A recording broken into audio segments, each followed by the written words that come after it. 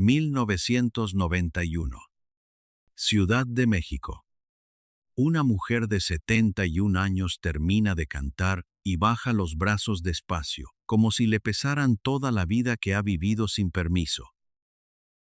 Lleva 12 años sin subirse a un escenario. 12 años viviendo sola en una cabaña de las montañas de Tepoztlán, bebiendo mezcal hasta perder el nombre, esperando morirse sin hacer ruido. El público no aplaude. No porque no quiera, porque no puede. Están llorando, todos. Las mujeres con los pañuelos contra la boca para no hacer ruido, los hombres mirando al suelo porque no soportan que los vean así, y ella, ahí en el centro del escenario, con el zarape rojo sobre los hombros, completamente quieta, sosteniendo ese silencio como quien sostiene a un niño que acaba de nacer. Eso es lo que hace Chavela Vargas cuando canta. Te rompe algo por dentro, que no sabías que estaba roto. Te abre una herida que llevas años fingiendo que no tienes, y cuando termina la canción ya no puedes mentirte a ti mismo. Por eso el público no aplaude. Aplaudir sería volver a ser quienes eran antes de escucharla. Y después de escucharla, ya no se puede. Lo que ese público de Ciudad de México no sabe todavía, lo que tardarán años en entender, es que la mujer que tienen delante no es solo una cantante que ha vuelto del olvido. Es una mujer que ha pasado 50 años escondiéndose de un mundo que no la dejaba existir, que ha pagado, por ser exactamente quien era, un precio que ningún ser humano debería tener que pagar jamás. Chavela Vargas no nació en el cuerpo equivocado. Nació en la época equivocada, en el país equivocado, rodeada de la gente equivocada. Todo lo que ella era, su forma de amar, su forma de vestir, su forma de moverse por el mundo, era exactamente lo que una mujer latinoamericana de mediados del siglo XX no tenía permitido ser. Y sin embargo, Chavela no fingió ser otra. No se casó por compromiso. No bajó la voz. No escondió a las mujeres que amaba. Pagó un precio brutal por eso. La expulsaron de su propia familia a los 7 años. La rechazó la industria de la música durante 3 décadas. La ignoró México, hasta dejarla casi en la miseria. Y cuando por fin el mundo la descubrió, tenía 81 años y una voz que había sobrevivido a todo lo que habían intentado hacerle.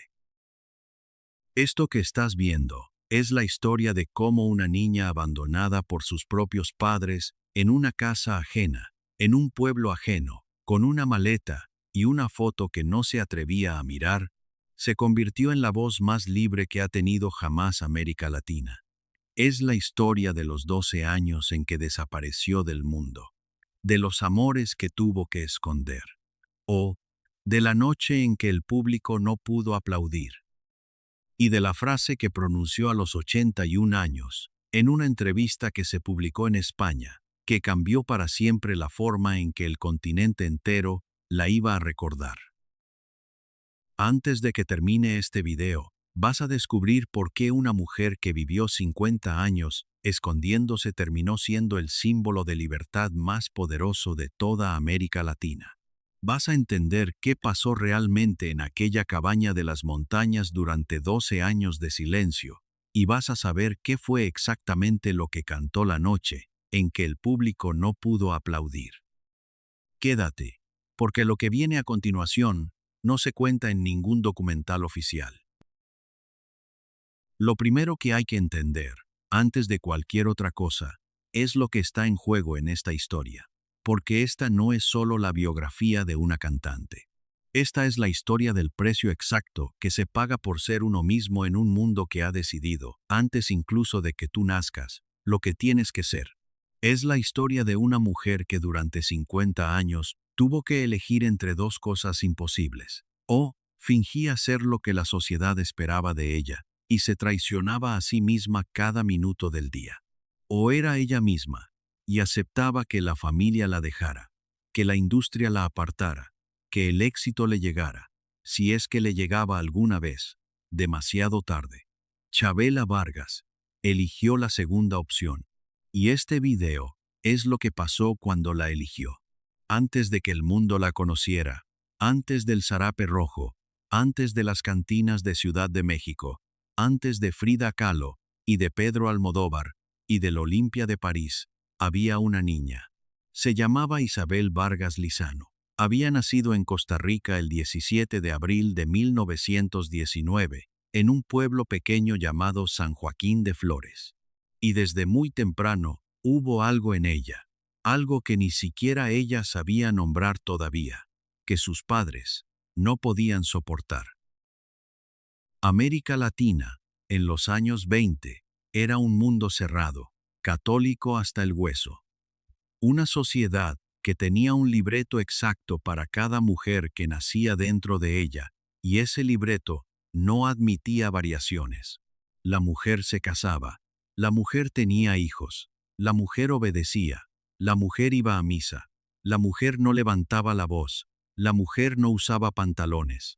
La mujer no miraba a otras mujeres como si fueran lo más hermoso que había visto en su vida. Cualquier desviación de ese libreto era patología, era pecado, era vergüenza familiar.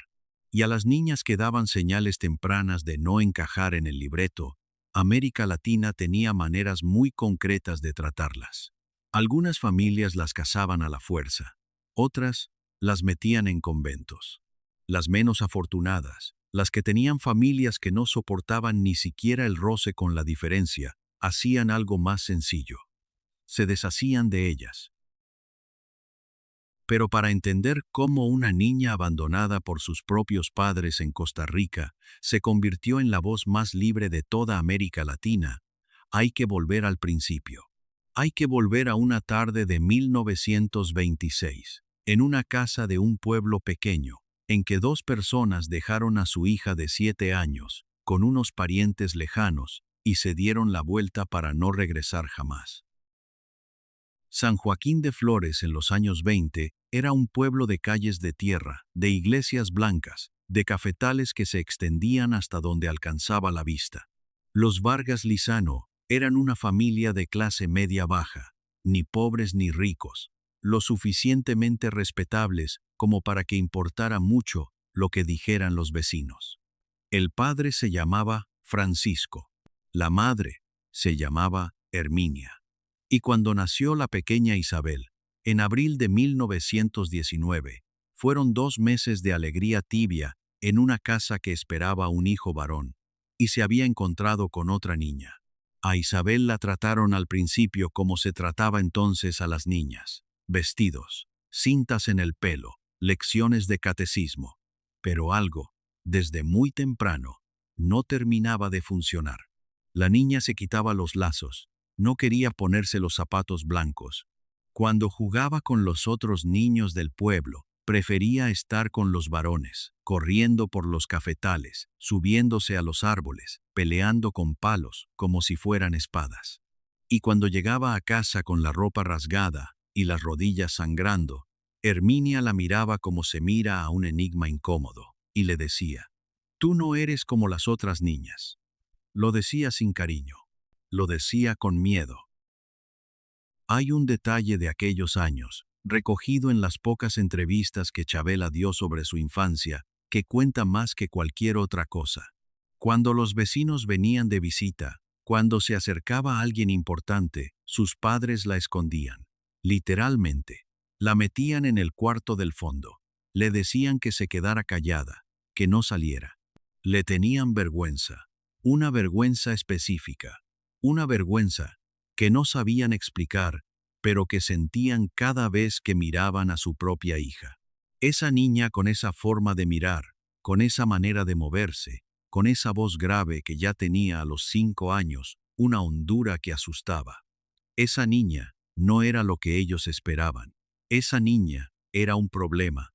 Y un día, alrededor de 1926, los padres tomaron una decisión. Hicieron una maleta pequeña con la ropa de Isabel.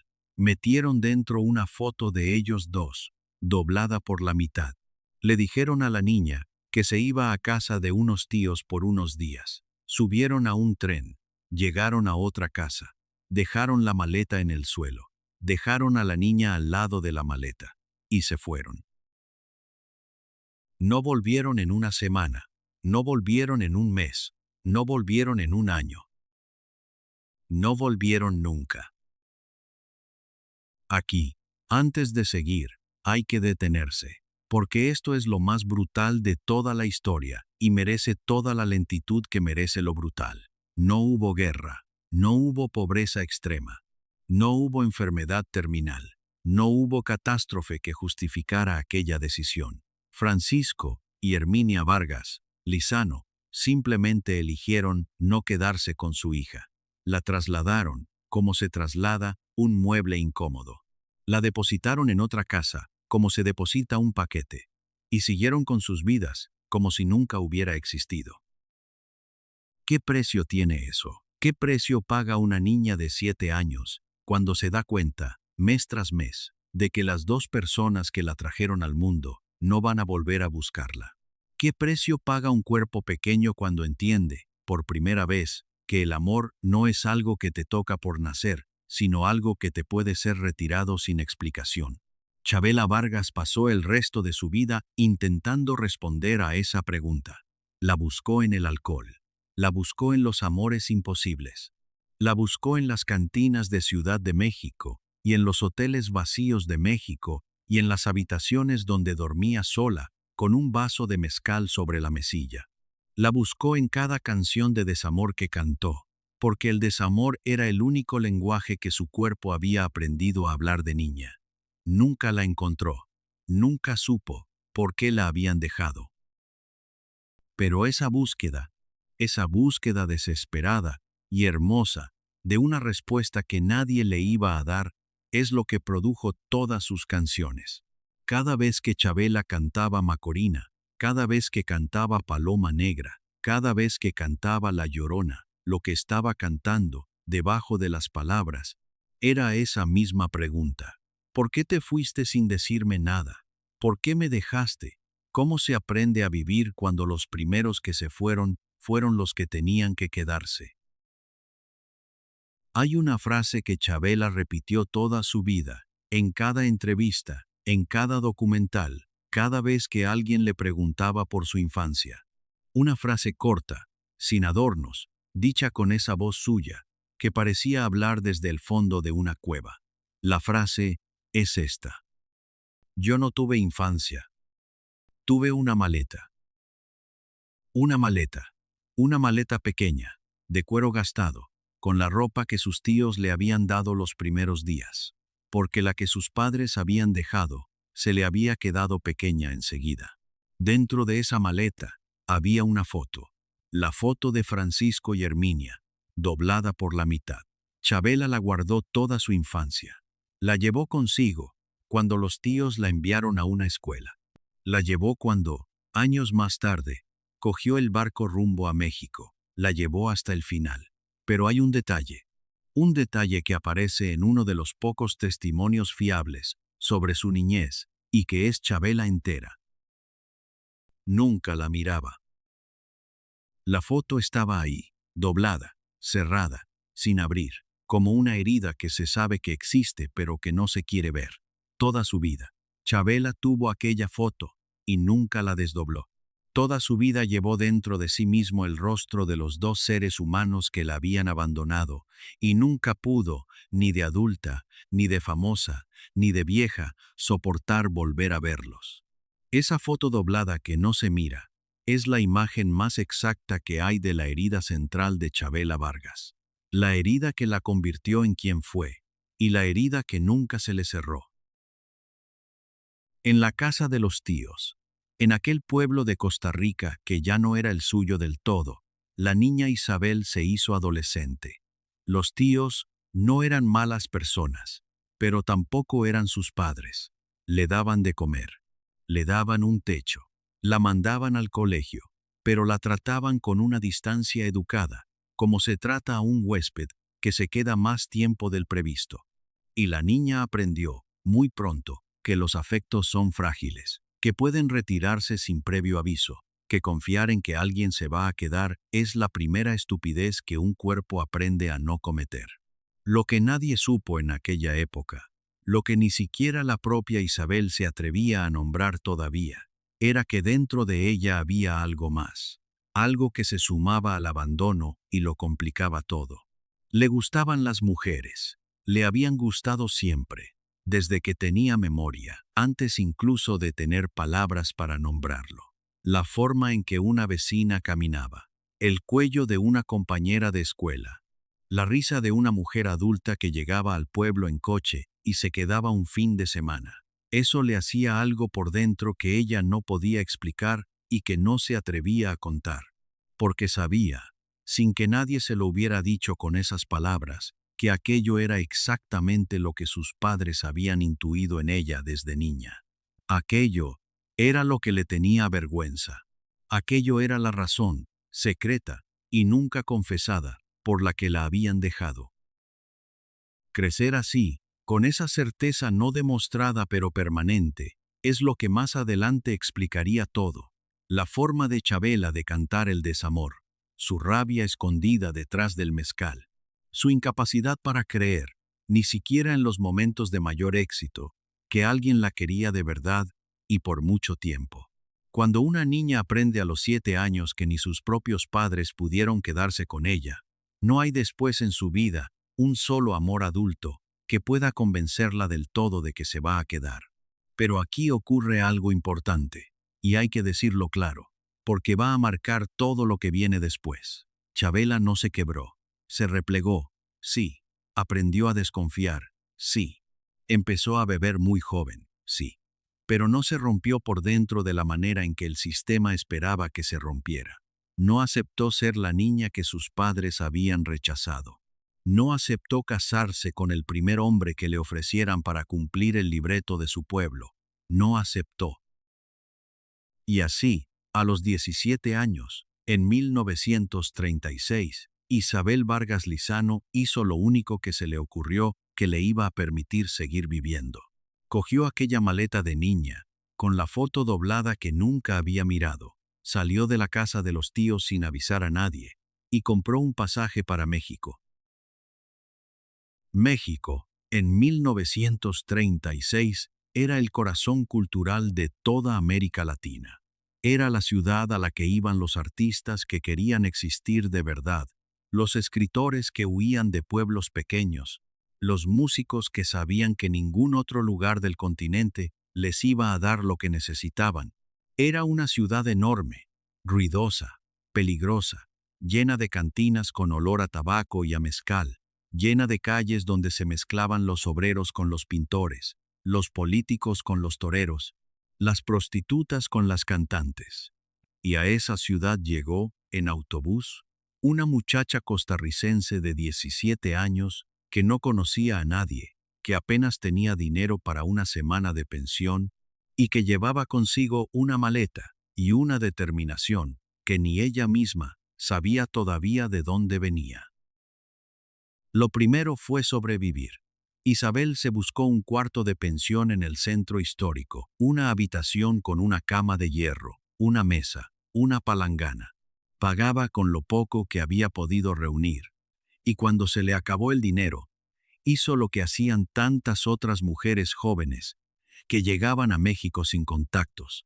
Cantó por la calle, cantó en plazas, cantó en tabernas pequeñas a cambio de un plato de comida y unas monedas, y empezó a aprender, muy rápido, 2 cosas. La primera, que tenía una voz que paraba a la gente cuando empezaba a sonar.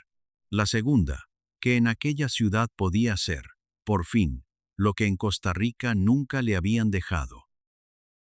Empezó a vestirse de hombre, pantalones, botas, camisas anchas. Empezó a fumar puros y a beber tequila. Empezó a presentarse en las cantinas donde la dejaban cantar, no como Isabel, que era el nombre que le habían puesto sus padres antes de irse, sino como Chabela, Chabela Vargas. Un nombre nuevo para una mujer nueva, en una ciudad nueva, donde nadie sabía de dónde venía y nadie le iba a preguntar por qué no se ponía falda. Era libre por primera vez en su vida. Y aprovechó esa libertad de una manera que iba a definir todo lo que vino después. Las cantinas son importantes. Hay que detenerse aquí, porque las cantinas mexicanas de los años 40 son el escenario donde se forjó la voz de Chabela Vargas, y son un mundo que se ha perdido. No eran teatros. No eran clubes elegantes, eran lugares oscuros, con suelos de madera manchados de mezcal, con mesas redondas y sillas desparejadas, con humo de tabaco que se quedaba pegado al techo durante días. Iba allí gente que no tenía a dónde ir. Iban hombres que llegaban solos a mitad de la tarde y se iban borrachos a medianoche. Iban viudas que no podían permitirse llorar en casa. Ay, iban músicos sin contrato, poetas sin editorial, mujeres que habían sido abandonadas por sus maridos. Y en ese ambiente espeso, lleno de heridas que nadie nombraba, una muchacha vestida de hombre se subía a un pequeño escenario al fondo del local. Se ponía un sombrero, se servía un mezcal y empezaba a cantar.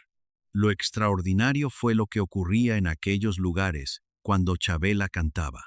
Los hombres que iban a emborracharse, los hombres que entraban hablando a gritos y golpeando las mesas, se quedaban en silencio.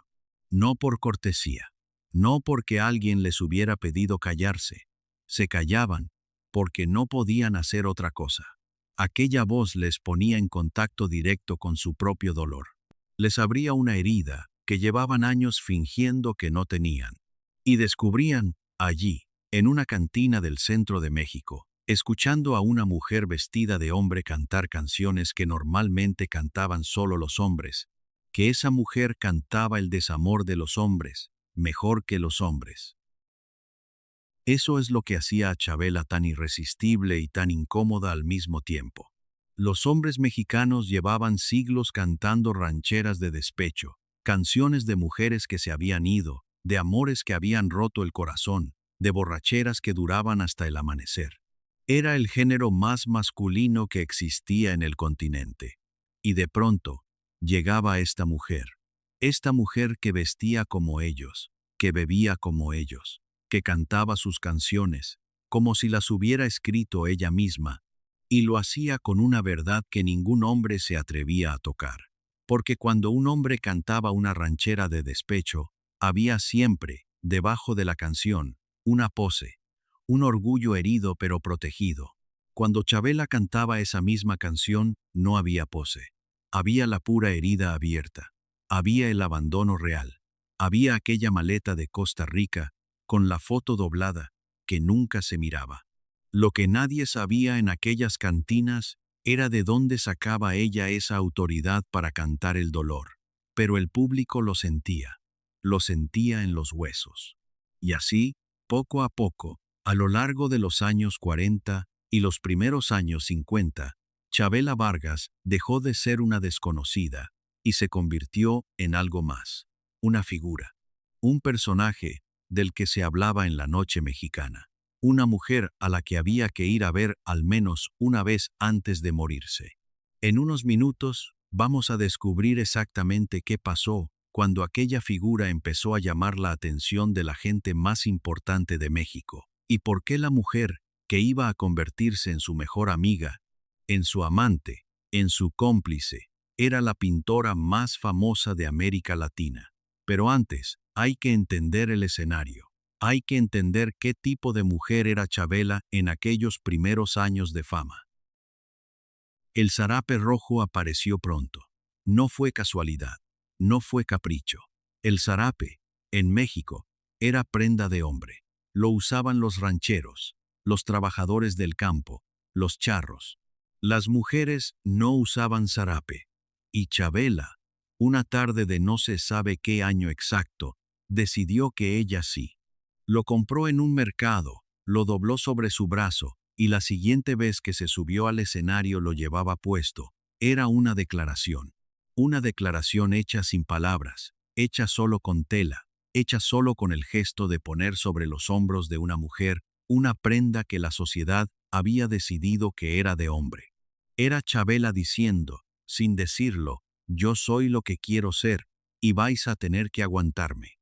El zarape rojo se convirtió en su uniforme, en su segunda piel, en la imagen con la que entraba a los escenarios durante los siguientes 60 años. Otro detalle que hay que decir, porque define a la Chabela de aquellos años, es lo del mezcal sobre el piano.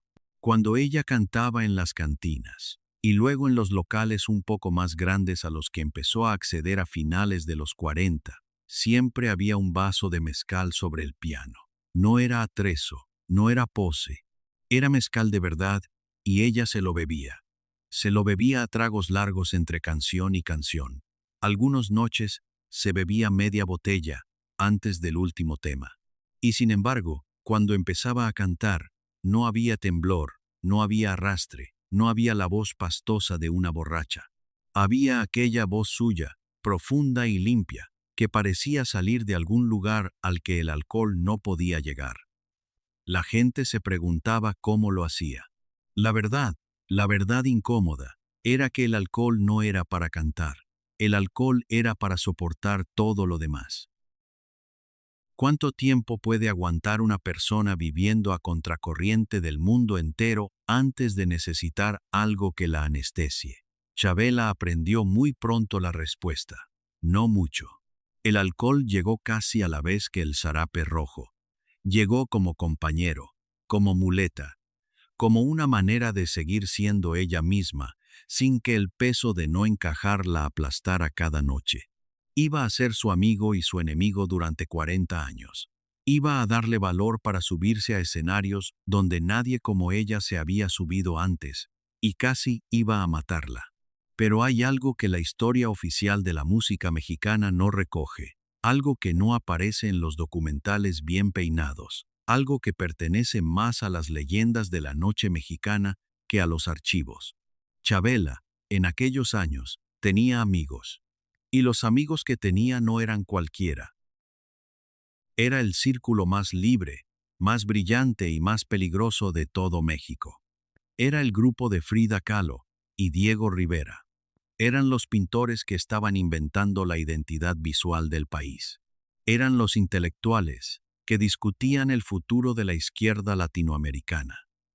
Eran las mujeres que habían decidido que su vida no la iba a escribir un marido. Y en medio de aquel círculo, una noche cualquiera de finales de los años 40, en una fiesta en la Casa Azul de Coyoacán, se conocieron Frida Kahlo y Chabela Vargas. Lo que pasó entre ellas durante los años siguientes es una de las historias más bellas y más silenciadas del siglo XX latinoamericano.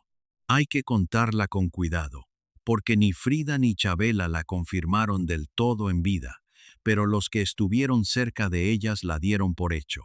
Fueron amantes, fueron amigas, y Seroma, fueron algo que en aquella época no tenía nombre exacto, porque la palabra que lo nombraba todavía no se decía en voz alta.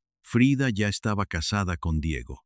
Vivía con dolores físicos permanentes, atornillada al corsé que sostenía su columna destrozada.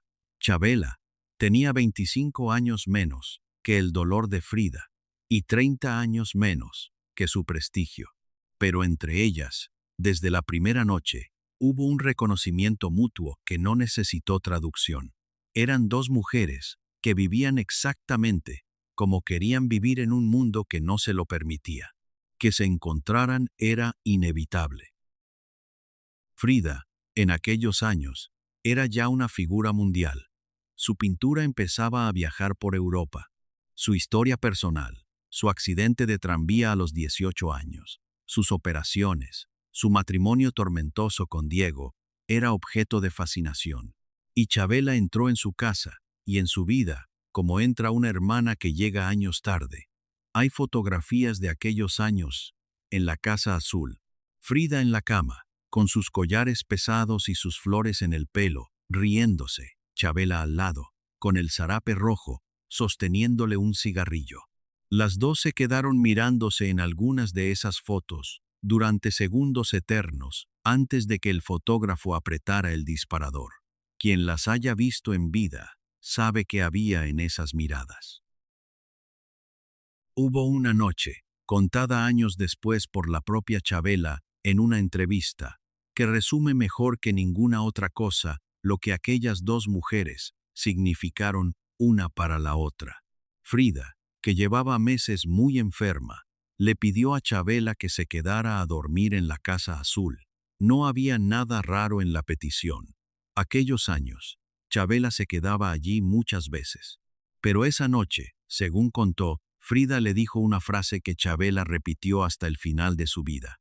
Le dijo: «No te vayas todavía. Quédate. Hoy no quiero estar sola». Y Chabela se quedó. Se quedó horas. Se quedó hasta que Frida se durmió. Y luego se sentó en una silla al lado de la cama y la miró respirar. Y entonces entendió, según contó muchos años después, algo que llevaba toda su vida sin entender. Entendió que había aprendido, por fin, a ser la que se queda. Esa lección aprendida al lado de Frida Kahlo, en una habitación de Coyoacán, fue probablemente lo más importante que Chabela aprendió en su vida adulta. La habían abandonado a los 7 años. Había crecido convencida, en lo más hondo de sí misma, de que el amor era algo que llegaba para irse. Y de pronto, una mujer enferma le había pedido que se quedara, y ella se había quedado. Y descubrió que podía hacerlo, que el patrón se podía romper, que ella, que había sido niña abandonada, podía ser ahora persona que acompaña. Frida murió en 1954. Chabela tenía 35 años. La pérdida fue inmensa, y ella nunca la verbalizó del todo. Pero lo que vino después, en los siguientes 20 años de su vida artística, está marcado por aquella ausencia. La intensidad emocional con la que Chabela cantaba el desamor a partir de los años 60 es, en buena medida, la herida abierta de Frida Kahlo. Hay quien cree que algunas de las versiones más desgarradoras de Macorina que dejó grabadas eran cantadas pensando en ella. Probablemente nunca lo sabremos. Frida no dejó cartas claras sobre eso. Chabela, en vida, jamás lo confirmó del todo. Pero algunos silencios cuentan más que cualquier confesión. Mientras tanto, fuera de la Casa Azul, fuera del círculo protegido de Diego y Frida, México empezaba a tener un problema serio con Chabela Vargas. Y ese problema se llamaba la industria de la música. La industria musical mexicana, en los años 50 y los primeros 60, vivía un momento dorado. Los grandes sellos discográficos, RCA, Columbia, Discos Peerless, controlaban absolutamente todo lo que se grababa, lo que se promocionaba y lo que se ponía en la radio. La música ranchera era el género nacional, era el orgullo del país. Y la industria tenía muy claro qué tipo de mujer podía vender discos rancheros y qué tipo de mujer no.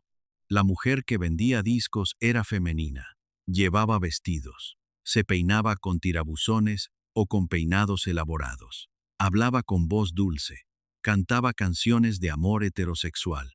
Aparecía en las fotografías con un marido o un novio, o, en su defecto, con un padre vigilante. Estaba disponible para la fantasía masculina, pero solo dentro de los límites del decoro. Era, en pocas palabras, exactamente lo opuesto a Chabela. Los productores que iban a verla cantar a las cantinas y a los locales pequeños lo entendían todos en los primeros 5 minutos. Esa mujer no encajaba en nada. No iban a poder venderla a las amas de casa. No iban a poder ponerla en la radio sin escándalo. No iban a poder mandarla a programas de televisión familiar sin que un censor llamara al estudio 15 minutos después de empezar. La voz era extraordinaria. Eso lo veían. Pero la voz, en aquella industria, no era suficiente. Lo que se vendía era una imagen. Y la imagen de Chabela era exactamente la imagen que la industria mexicana no estaba dispuesta a vender. La mantuvieron, durante años, en una situación humillante. Le ofrecían contratos pequeños, contratos para grabar discos baratos, que iban a circular en los estados pobres de provincia. La metían en sellos secundarios. La pagaban mucho menos que a sus contemporáneas con la mitad de talento. Le decían, una y otra vez, en oficinas con paredes de madera y secretarias mecanografiando, que tenía que cambiar, que se pusiera vestido, que dejara el zarape para los conciertos pequeños, que dejara de beber en escena, que cantara canciones más alegres, que se buscara un marido aunque fuera de mentira. Y Chabela, con esa voz suya grave y lenta, les contestaba siempre lo mismo. Una palabra de 3 letras, una palabra que en español significaba lo mismo que en cualquier otro idioma. No. No. Lo que la industria no podía explicarse, lo que volvía locos a los productores que la rechazaban en sus oficinas, era que la gente, contra todo pronóstico, la quería. La quería de una forma que no se podía controlar desde una sala de juntas. Las grabaciones piratas de Chabela, pasadas de mano en cassettes mal copiadas, se vendían en los mercados. La gente que iba a verla a las cantinas, volvía a la noche siguiente con 2 amigos.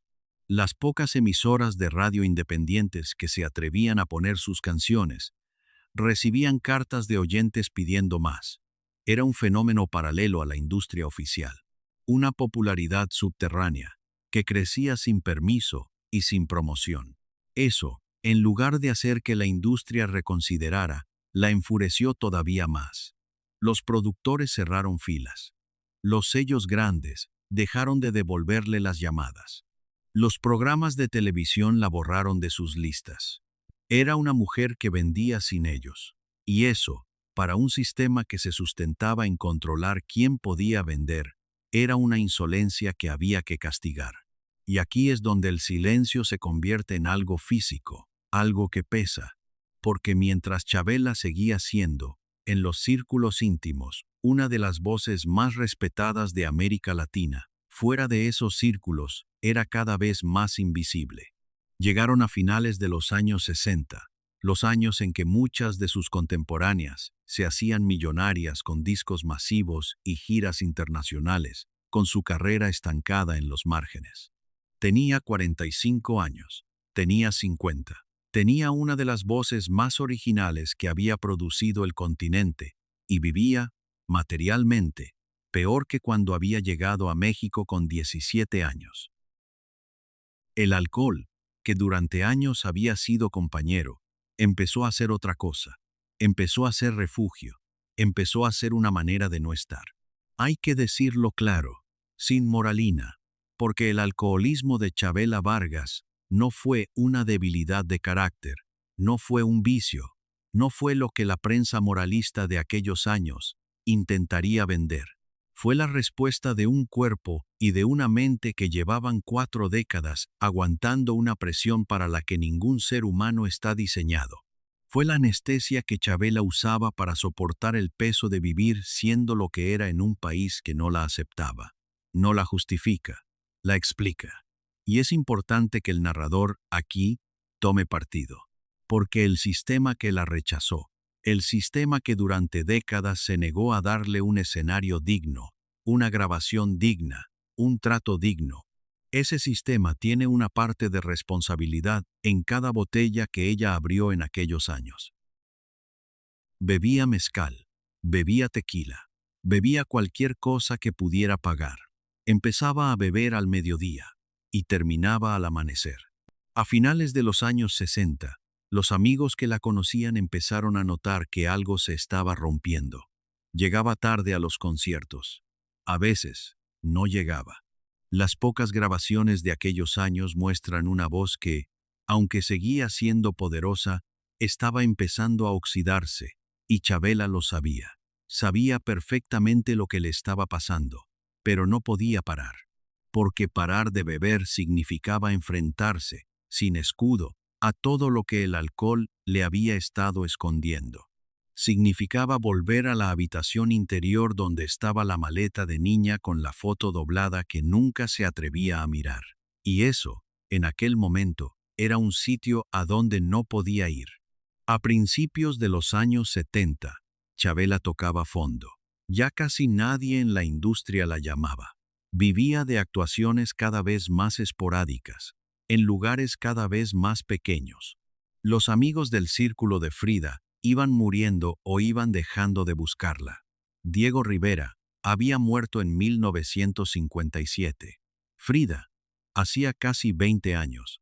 La generación que la había acogido cuando llegó a México estaba desapareciendo, y no había una generación nueva dispuesta a sostenerla. La estaban dejando sola otra vez. Era el segundo abandono de su vida. Y en 1978, después de un año especialmente brutal, Chavela Vargas hizo lo único que se le ocurrió que le iba a permitir seguir viviendo. Desapareció. No hubo comunicado, no hubo despedida, no hubo entrevista en la prensa, no hubo concierto de cierre. Simplemente, un día, dejó de aparecer.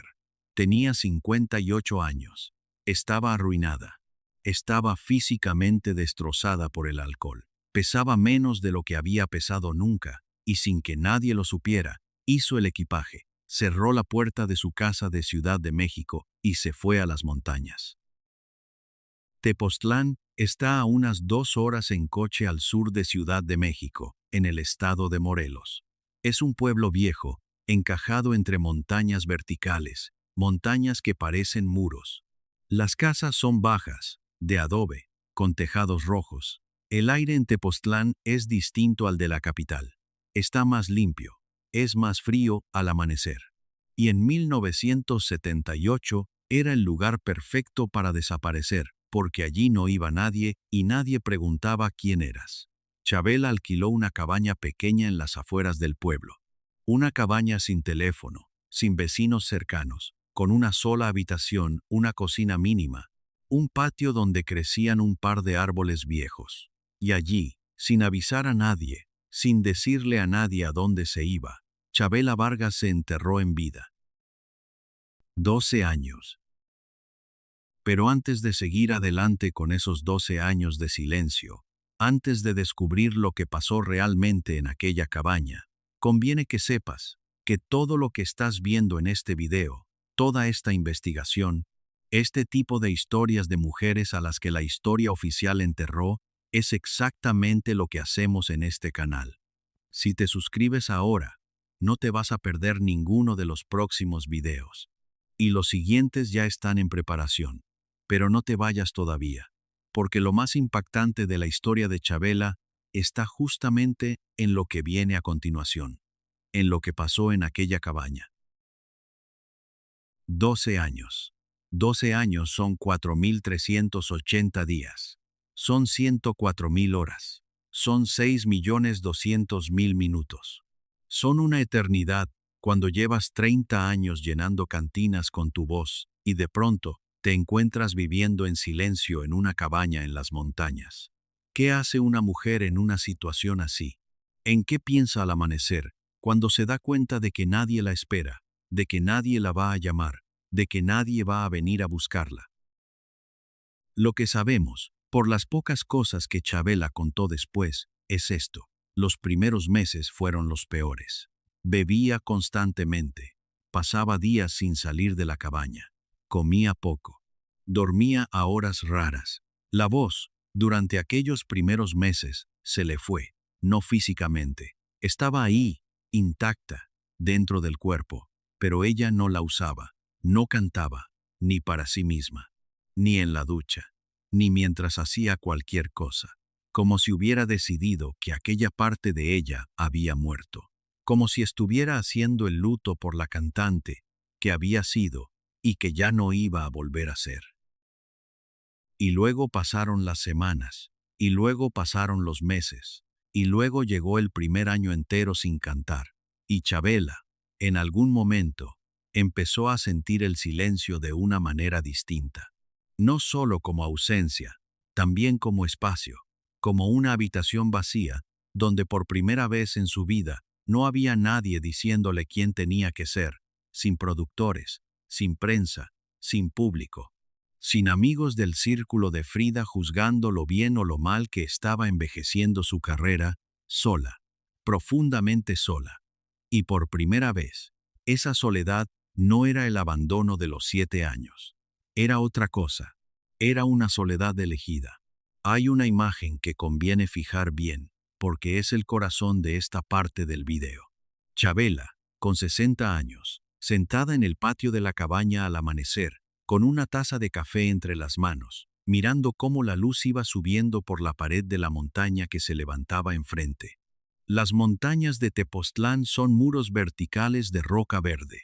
Cuando sale el sol, lo primero que se ilumina es la parte alta. Luego va bajando, despacio. Durante una hora, Chabela se sentaba a mirar eso, sin hacer nada, sin pensar en nada concreto, solo mirando cómo la luz tomaba la pared de la montaña. ¿Cómo se canta el dolor ajeno cuando el propio es demasiado grande para pronunciarlo? Aquellos años en Tepoztlán fueron la respuesta. Chabela había pasado 30 años cantando el dolor de los demás. El dolor de los hombres que habían sido abandonados por mujeres. El dolor de los amantes que habían perdido a otros amantes. El dolor general, casi anónimo, del desamor masculino mexicano. Y ahora, en silencio, sin público, sin escenario, estaba aprendiendo por primera vez a cantar, sin canción, su propio dolor. Estaba aprendiendo a estar consigo misma, sin la mediación del mezcal y sin la mediación del aplauso. Era el aprendizaje más difícil que había hecho en su vida. En algún momento, alrededor de 1985, sin fecha exacta porque ella nunca la dio, Chabela tomó una decisión, la decisión más importante de toda su vida. Más importante incluso que la decisión de irse de Costa Rica con 17 años. Más importante que la decisión de cantar en cantinas de hombres. Más importante que cualquier elección artística. Decidió no beber más. Conviene decirlo despacio, porque es lo que es. Una mujer de 66 años, sola en una cabaña de montaña, sin médicos, sin clínica de desintoxicación, sin grupo de apoyo, sin programa de 12 pasos, sin nadie que la viera, decidió, una mañana cualquiera, dejar de beber. Y lo hizo. No lo hizo por la música. La música, en ese momento, ni siquiera era ya parte de su horizonte. Llevaba 7 años sin cantar, y no tenía intención de volver. No lo hizo por el dinero. No tenía dinero ni esperaba tenerlo. No lo hizo por la fama. Estaba olvidada. Lo hizo, según contó muchos años después, por una razón mucho más sencilla y mucho más radical. Lo hizo porque, después de 7 años en silencio, se había dado cuenta de que quería seguir viviendo. Aquí está el momento más importante del video, y conviene fijarlo bien, porque la historia que se suele contar de Chabela Vargas es la historia del regreso triunfal. La historia de la cantante que volvió a los 70 años y conquistó el mundo. Esa historia es verdadera, pero es secundaria. La historia central, la que casi nadie cuenta, es esta otra. La de la decisión silenciosa, en una cabaña sin testigos, de seguir viviendo. La decisión de no rendirse, cuando ya no había razón externa para no rendirse. La decisión de quedarse. Esa decisión, tomada sola, sin público, sin que nadie aplaudiera, fue el momento más valiente de toda la vida de Chabela Vargas, más valiente que cualquier escenario que pisó después. Porque para subirse a un escenario hace falta valor, sí, pero también hace falta público. Y aquella mañana en Tepoztlán no había público. Había una mujer mayor, sola, en una cabaña, decidiendo en voz baja que no se iba a morir todavía. 5 años más pasaron antes de que el mundo se enterara de que ella seguía viva.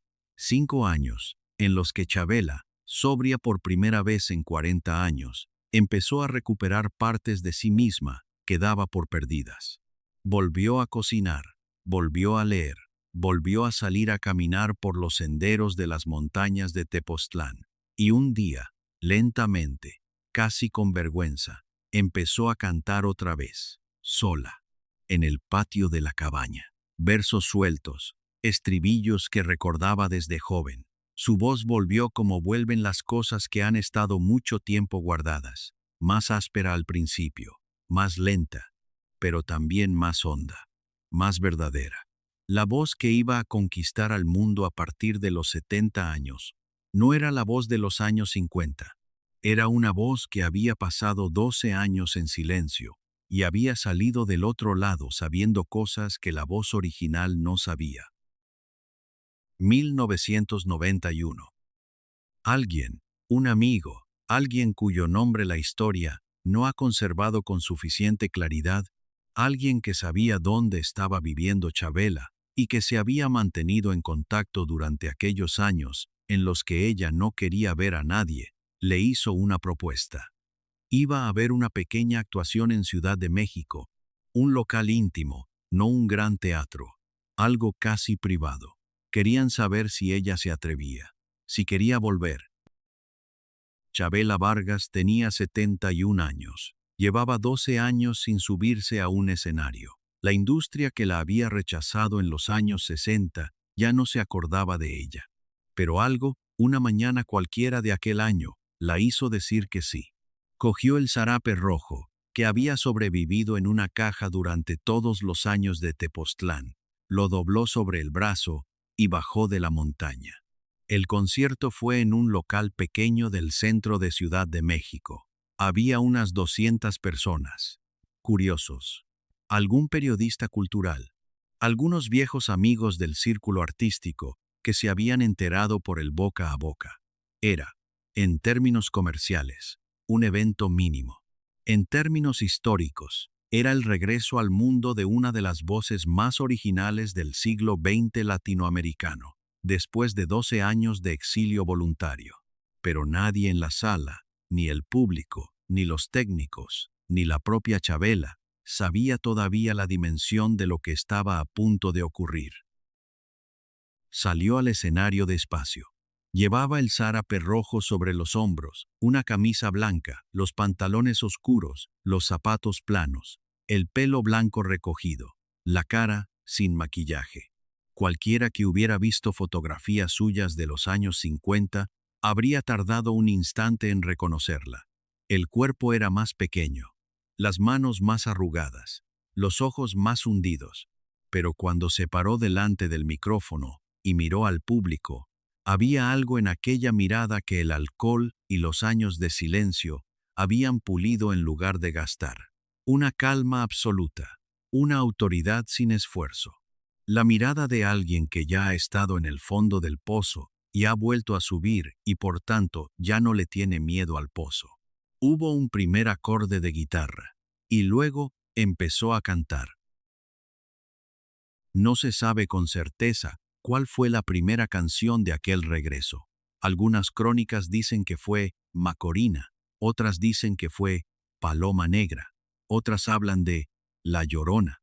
Lo que sí se sabe es lo que pasó cuando terminó la primera canción. No pasó nada. El público no aplaudió. El público no se movió. El público no respiró.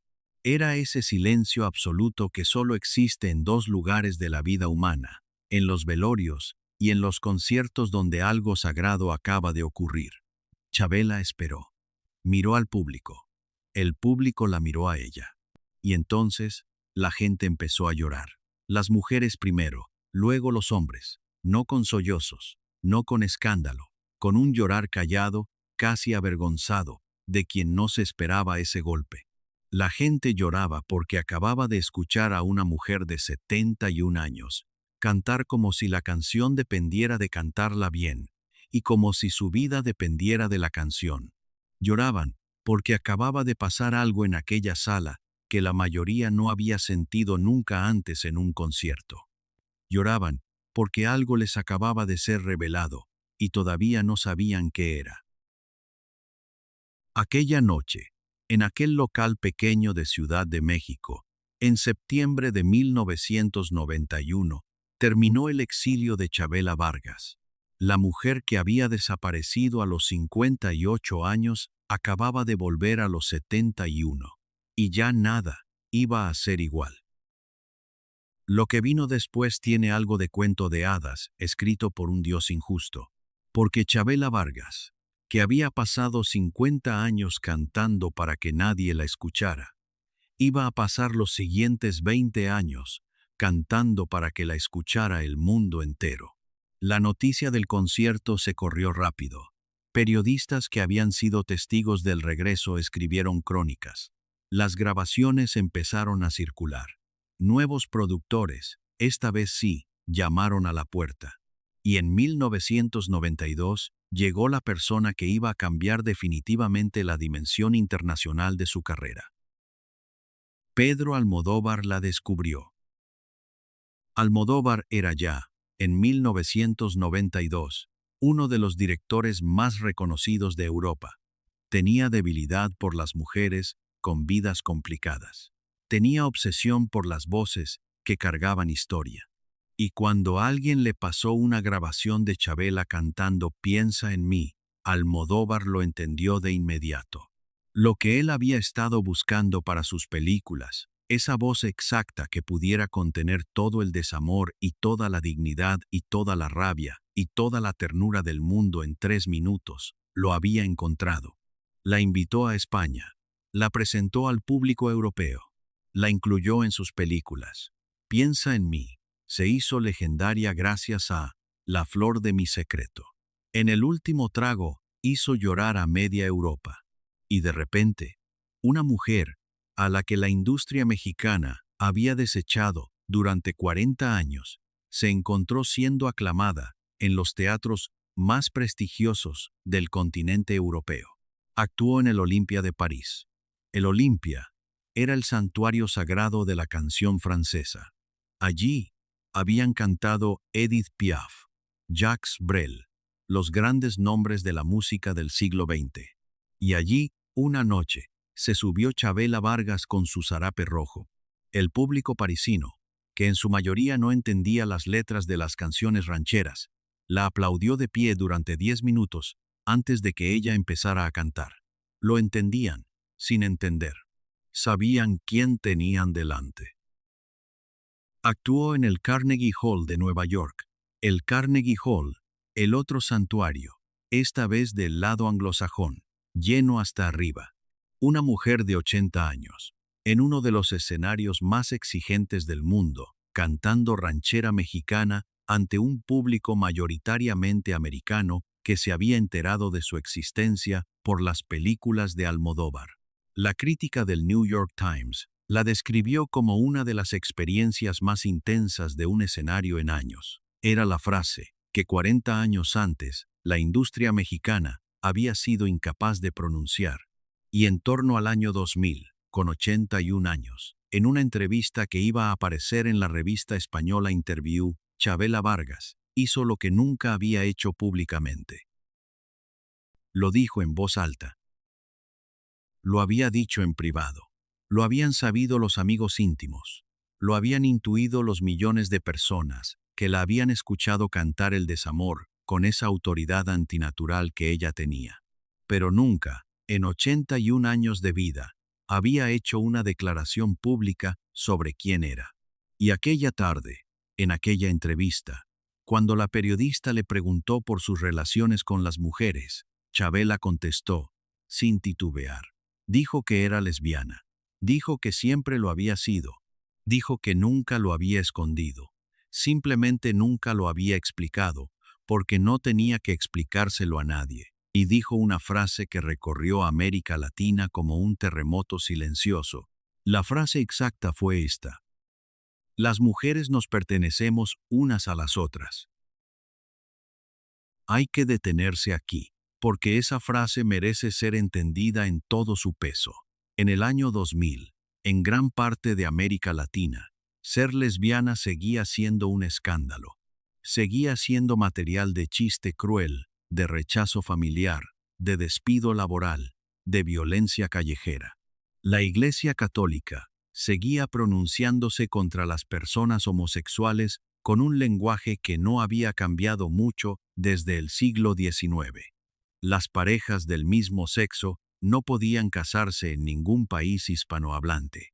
Y de pronto, en una revista española de gran tirada, una mujer mexicana de 81 años, una de las voces más importantes de la canción ranchera, el género más asociado al machismo y a la masculinidad tradicional del continente, decía con todas las palabras que era lesbiana, que siempre lo había sido, y que las mujeres se pertenecían unas a las otras. lo extraordinario, lo que nadie esperaba, es lo que pasó después. No hubo escándalo, no hubo cancelación, no hubo iglesia que pidiera retirar sus discos de las tiendas, no hubo programas de televisión que la borraran de sus listas, no hubo padres que prohibieran a sus hijos escuchar sus canciones.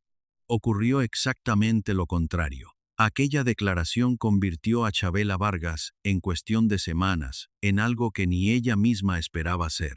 La convirtió en símbolo. Las generaciones jóvenes, las hijas y los hijos del público que la había rechazado en los años 60, la adoptaron de inmediato. Las mujeres que habían vivido en silencio sus relaciones lésbicas durante toda su vida adulta, vieron en ella a alguien que decía lo que ellas no se habían atrevido a decir. Las mujeres heterosexuales mayores, el público al que se suponía que aquella declaración iba a escandalizar, hicieron exactamente lo contrario de lo que se esperaba de ellas. La defendieron, la adoptaron, la convirtieron en una abuela honoraria de toda América Latina. Y el continente entero, en el año 2000, descubrió que había vivido 50 años sin escuchar lo que aquella mujer había estado intentando decir desde el principio. Esto es lo más importante que hay que entender, y conviene que esta frase se quede grabada. La sociedad que durante 50 años había intentado silenciar a Chavela Vargas, no la silenció. Llegó tarde. La voz ya era más grande que el silencio. Y cuando por fin la sociedad dejó de empujar, cuando por fin se cansó de fingir que aquella mujer no existía, descubrió, con asombro, que aquella mujer llevaba toda la vida ahí, que no había desaparecido nunca, que el silencio impuesto durante medio siglo no había conseguido borrarla, solo había conseguido retrasar el momento en que el continente entero entendiera que la había tenido siempre. Los años siguientes fueron, para Chavela, una larga reparación histórica. México, el país que la había ignorado, le concedió todos los honores que durante décadas había sido incapaz de darle. Recibió la medalla del Bellas Artes. Le hicieron homenajes en el Auditorio Nacional, el escenario más grande del país. La Universidad Autónoma de México le concedió el doctorado honoris causa. España, donde había sido descubierta de nuevo gracias a Almodóvar, la nombró ciudadana de honor. Le dieron un Grammy Latino a la trayectoria. Cantó delante de presidentes, de reyes, de papas honorarios de la cultura, y siguió viviendo, parte del año, en aquella cabaña de Tepoztlán que la había salvado. Es importante decir esto último, porque mucha gente lo olvida. Chavela nunca dejó del todo Tepoztlán. Aquellos 12 años de silencio en la montaña no fueron una etapa que ella borró cuando llegó la fama mundial. Fueron, al contrario, el lugar al que volvía siempre. Era ahí donde se reponía entre giras. Era ahí donde dormía, cuando el mundo se le hacía demasiado grande. Era ahí donde, según contaron sus íntimos, sentaba a recibir el amanecer, mirando cómo la luz subía por la pared de la montaña. Aquella cabaña, que había sido su tumba durante 12 años, se había convertido en su refugio para siempre. Más adelante vamos a ver qué pasó en sus últimos años y cómo se despidió del mundo una mujer que había aprendido tarde lo que era ser celebrada. Pero antes, hay que recordar quién era esta mujer. Porque ya no es la niña abandonada en Costa Rica, ya no es la cantante rechazada por la industria, ya no es la borracha encerrada en Tepoztlán. Es otra cosa. Es algo que ningún libreto de aquella América Latina católica de los años 20 había previsto que pudiera existir. Es una mujer libre, vieja y respetada. Las tres cosas, a la vez. Lo que ningún sistema le había permitido ser. Chavela Vargas siguió cantando hasta los 92 años.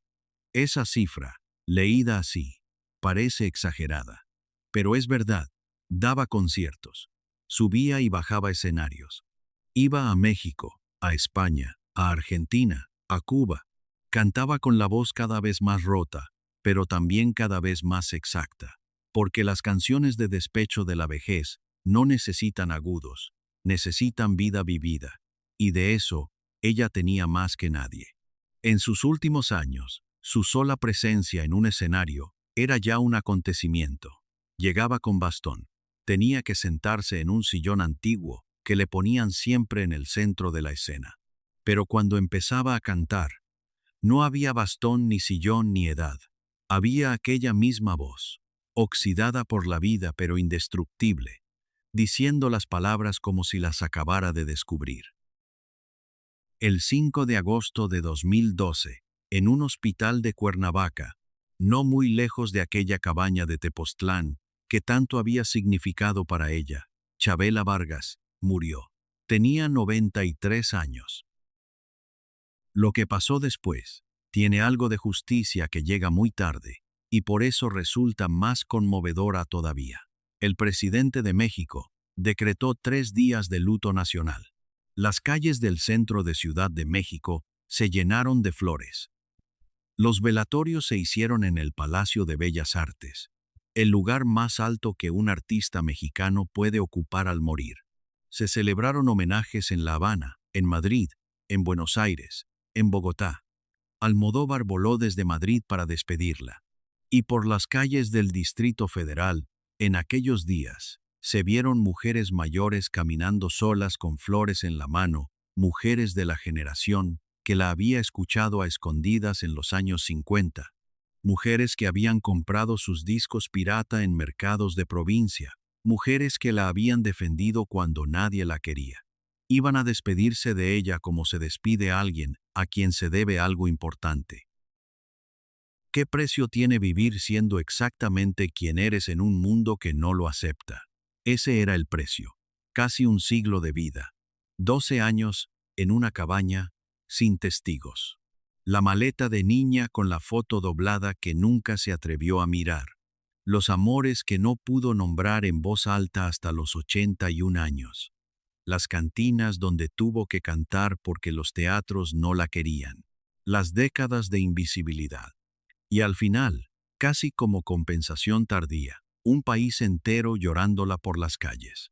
Como si entendiera por fin, ahora que ya era demasiado tarde para decírselo a ella, todo el daño que le había hecho durante medio siglo.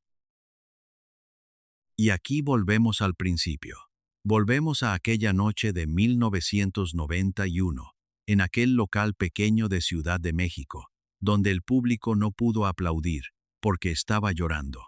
Ahora ya sabes lo que cantó. Ahora ya sabes por qué aquella canción fue la más valiente de toda su vida. Porque no era una canción cualquiera. Era una mujer que había pasado 12 años en silencio absoluto, 12 años en una cabaña de montaña sin testigos, decidiendo en voz baja que no se iba a morir todavía.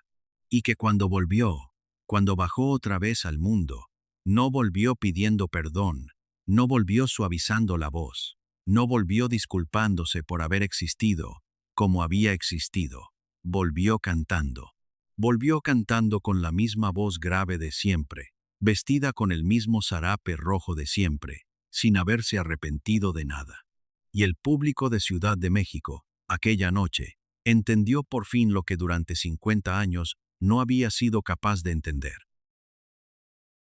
Si esta historia te ha tocado, si te has reconocido en alguna parte de ella, si te has acordado mientras la veías de alguna mujer cercana a ti, que también pagó un precio por ser quien era, no te puedes perder el video que ya tenemos en el canal sobre Frida Kahlo. Frida y Chabela compartieron casa, compartieron cama, compartieron la misma rabia contra el mismo mundo.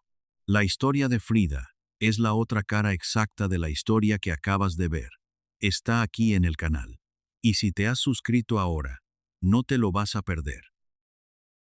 Aquella noche de 1991, cuando el público de Ciudad de México no pudo aplaudir porque estaba llorando, Chabela Vargas bajó del escenario despacio.